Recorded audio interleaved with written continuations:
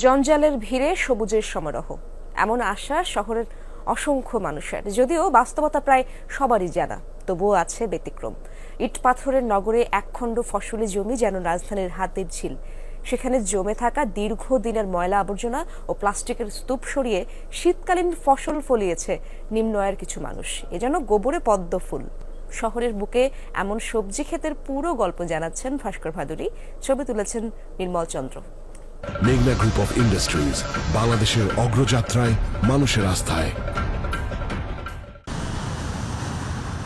শীতের সকালে ফসলের ময়দানে কৃষকের এমন ব্যস্ততা মনে করিয়ে দেয় গ্রাম বাংলার চিরচেনা রূপ। অবিশ্বাস্য মনে হলেও খোদ রাজধানীর হাতির ঝিলেই করা হয়েছে এই সবজি বাগান।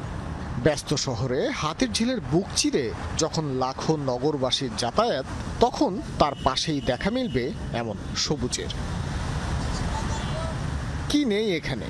প্রায় 1 কিলোমিটার জায়গা জুড়ে গড়ে তোলা এই ক্ষেতে দেখা মিলবে লাল শাক, পালং শাক, ডাঁটা কিংবা নাপা শাকের।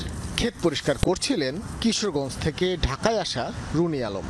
জানালেন, ময়লা দুর্গন্ধযুক্ত স্থান পরিষ্কার করে নিজের উদ্যোগেই শুরু করেছেন চাষাবাদ। 2 দিন লাগাত কালি গাছ পাক উপরে টুরাই তৈছি, আবার 2 দিন পরে নেই ফুকাইছে, পুড়িয়ে লাইছি।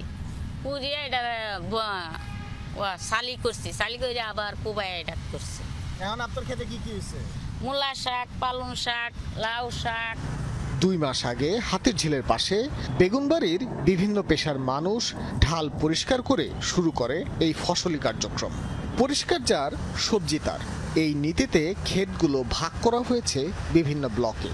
মাত্র 16 থেকে 21 দিনের মাঝেই পরিশ্রমের ফল পেতে শুরু করেছেন নগর কৃষকেরা।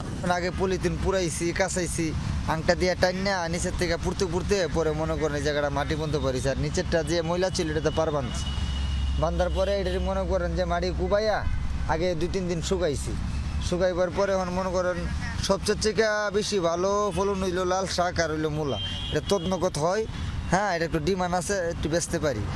হাতির ঝিলের ঘাটপাড় থেকে শুরু করে 1 নম্বর ব্রিজের গোড়া পর্যন্ত দেখা মিলবে এমন ক্ষেতের।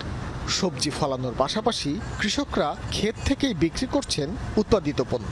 শুকাইছি, শুকানোর পর বীজ লাগাইছি, বীজ লাগানোর পর আবার পানি দিছি, পানি দেওয়ার পর আবার একদিন পরে যে পাতা পুরাইনে লাগে বইয়া থাকার তে আজকালে বইয়া থাকে অক্সর টাইমে কাজ করি, নিজেরটা তো নিজে খাইতে, আরেকজনটা দিতে পারি, যেমন কেনা লাগে না। 10 টাকা সর্ষে বুনাইলে 100 টাকা বেচতে পারি, নিজেও 200 টাকা খাইতে পারি। পুরো হাতির ঝিলের ঢালে যেখানে